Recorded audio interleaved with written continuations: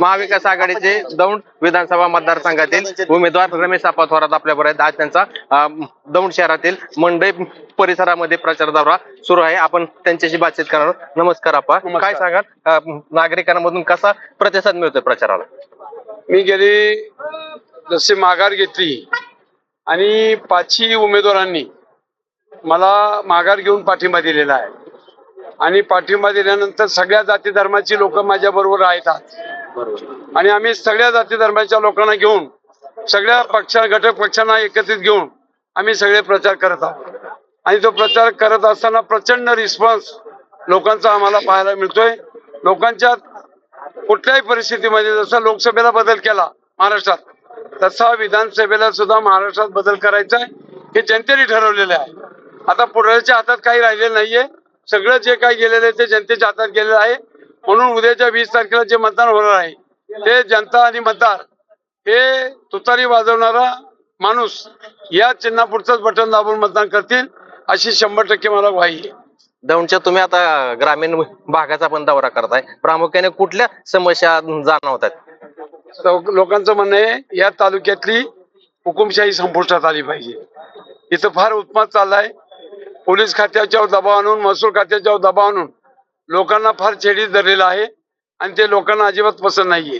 कुठेतरी लोकशाही जिवंत राहिली पाहिजे।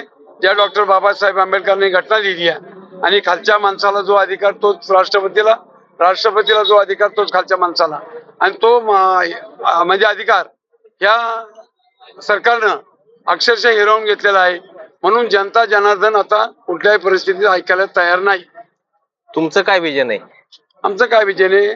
निवडून आल्यानंतर लोकांची सेवा करणं, लोकांची जी काही कामं असतील ती करणं, लोकांचा आदर करणं, लोकांच्यावर प्रेम करणं, कुठेही थोडा सुद्धा विचलितपणा करायचा नाही, आलेल्या माणसाला माणुसकीची वागणूक देणे, या सगळ्या गोष्टी मी ठरवलेल्या आहेत।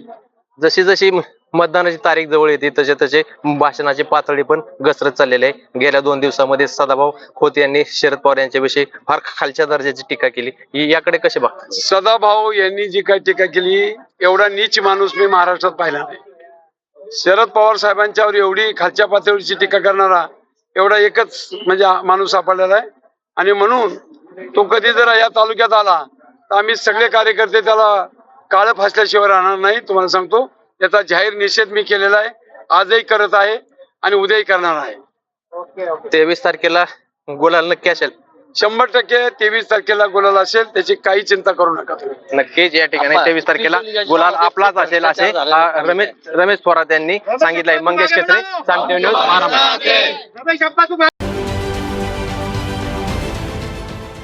देश विदेशातील प्रत्येक घडामोडींचे लाईव्ह अपडेट मिळवण्यासाठी आता साम टीव्हीच्या सर्व सोशल मीडिया प्लॅटफॉर्मला लाईक, फॉलो आणि सबस्क्राईब करा। तसंच सर्व नोटिफिकेशनसाठी बेल आयकॉन प्रेस करायला विसरू नका।